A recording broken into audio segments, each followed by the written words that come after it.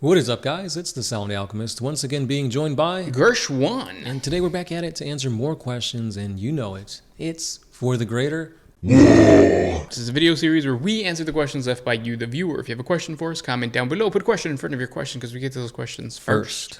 And if you guys enjoy our channel, you guys enjoy listening to us banter about nonsense, consider supporting the channel with the super thanks. It's down in the description below. If you do, you could ask us anything and we will answer it for you guys in the next episode, guaranteed.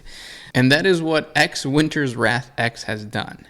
Is there any Japanese inspired Space Marine chapter? So let's answer that first. So when it comes to the theme of like Japanese, you can go a whole bunch of different ways. Usually it's like samurai or ninjas or anything like that. Mechs, maid girls. In a way, Space Marines are also like all encompassing of like the warrior monk kind of aesthetic. But are there Space Marine chapters? I don't think so.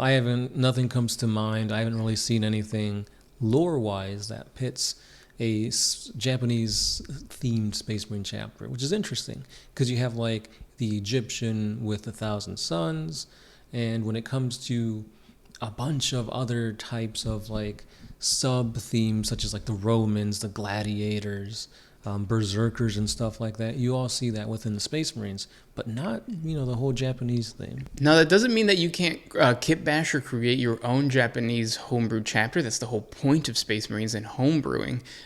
There's a lot of really cool like third-party shoulder plates that you could do that kind of like mimic the armor of a Japanese samurai warrior or whatever.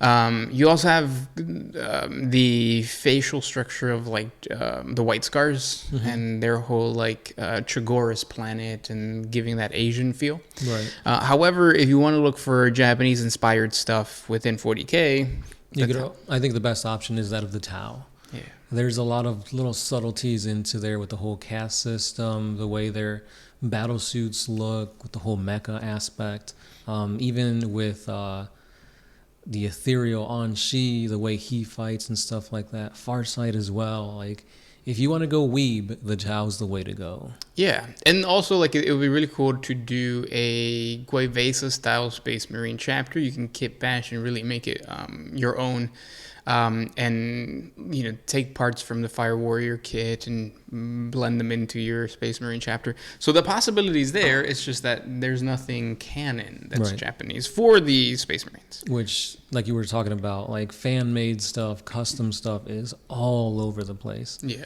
Years ago, we used to do like fan lore, and like maybe 6 or 7 out of 10 would be like Japanese inspired with like power katanas, or these are my like dragons of the sun themed and stuff like that. So yeah, there's definitely a lot of love for that type of theme for the Space Marines. For sure, yeah.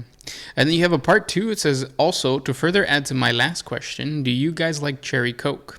A lot of people seem to hate it, but I actually prefer it as instead of regular Coke. We also have a thing here in the UK called Tequila Rose, which literally tastes like strawberry milkshake. Wow, that's weird. Don't know if you guys have had that, but it's damn tasty. Tequila itself is also one of my favorite spirits, but my favorite is probably Disaronno. Disaronno on the rocks.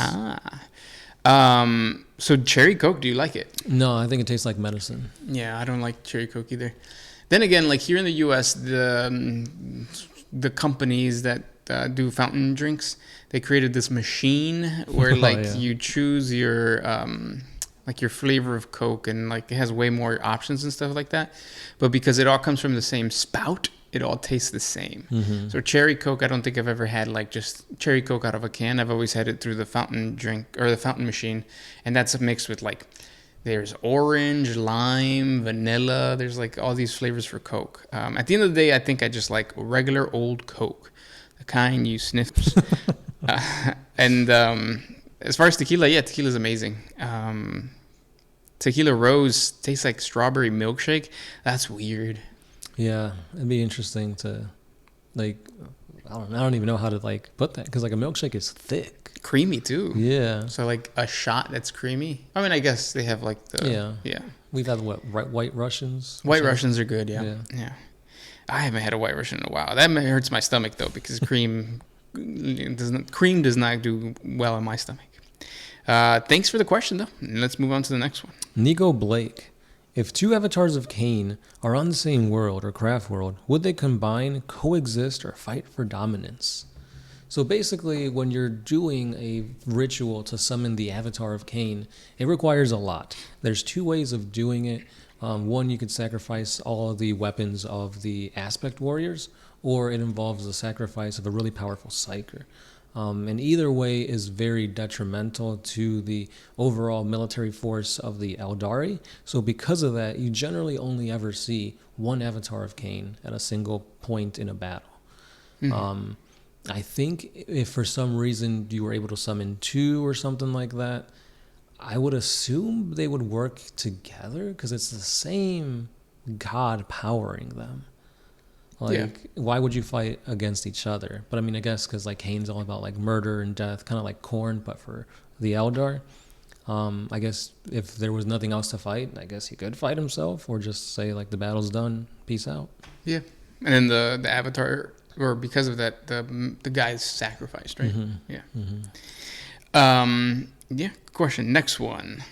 This one comes from Escatonian666. Is the fact that my flatmate, roommates for you Americans, is the fact that he likes leaving messes around, doing things which grow mold and don't help with the flat cleaning, a sign of Nurgle's corruption? Should I tell the local inquisitor? Yes, exactly. What's cool about Nurgle is like, so there's entropy, so the concept of like things slowly decaying. There's filth, but he also represents not just gluttony, but sloth. Yeah, lethargy. Yeah, and sloth itself is one of the trickiest, like, what is it called? Mortal sin? No, what is Deadly sins. Deadly sins. Because it's so, like, you don't think you're doing anything bad. You're just procrastinating. You're being lazy. But in reality, it's probably one of the most painful and hurtful ones. So just tell your flatmate to stop being a sloth and clean after himself. Yeah, tell him ponte las pilas. Ponte las pilas. Recently, I saw this really cool Nurgle video. Since we're talking about Nurgle, somebody kit bashed a greater demon. What are they called? The great unclean ones? From Hulk, like the Hulk pieces, and just like a bunch of like random stuff. It's fucking awesome. The dude is I think it's Scratch built or Scratch something like that. You guys should check it out if you guys like kit bashing videos. It's the dude used like bark. Bark to create a great unclean one. Nice. Next question.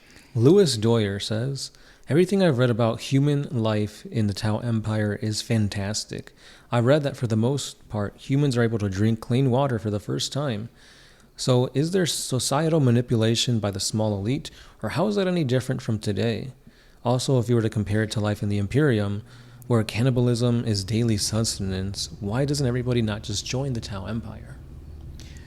Well, the Imperium is big, so like you don't know how good you could have something until you experience it, right? So like all these people are born and raised in like this concept of what the Imperium is, and that changes from world to world, and they don't know anything better because there's no TV saying like, and there's the Tau Empire who like have caste and like they're really good and stuff like that. Usually most humans will never see the light of the sun. They're going to work till they die. They don't even know Tau exists or any other Xenos exists for that matter.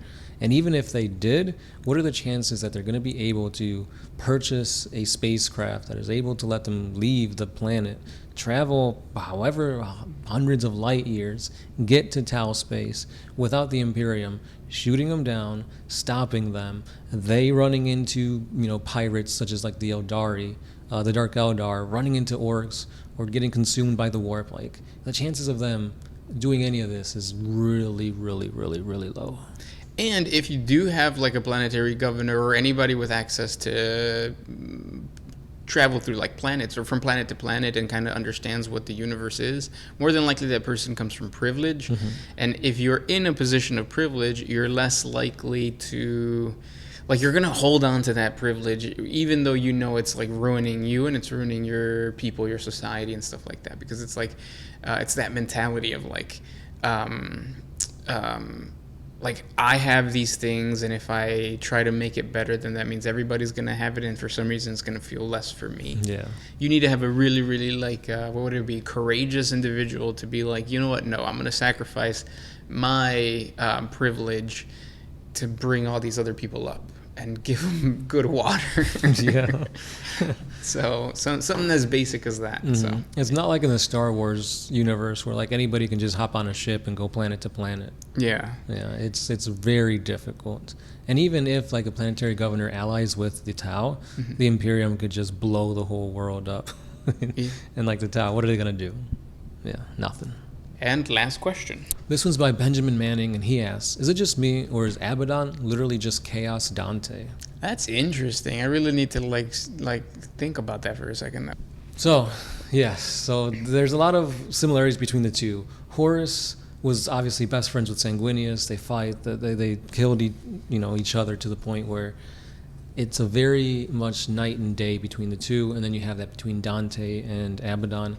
Dante was the leader of the Imperium before Gilman came up. After Horus, Abaddon is the leader of Chaos, and they've been butting heads for thousands of years.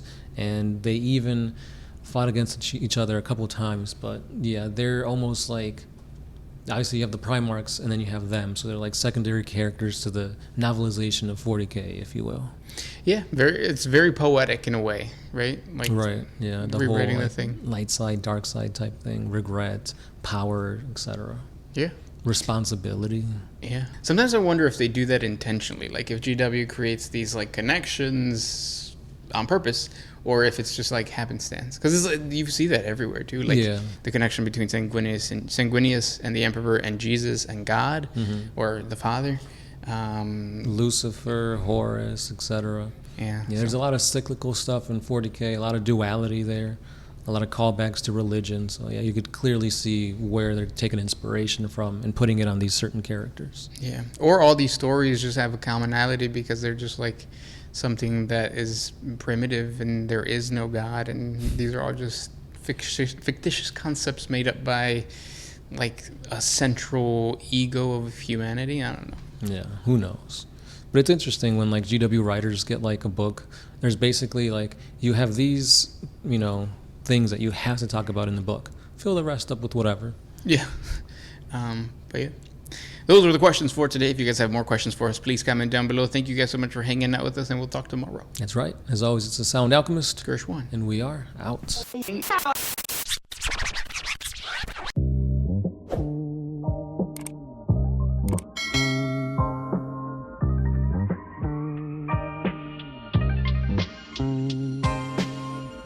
Oh, what if you could put my freedom first?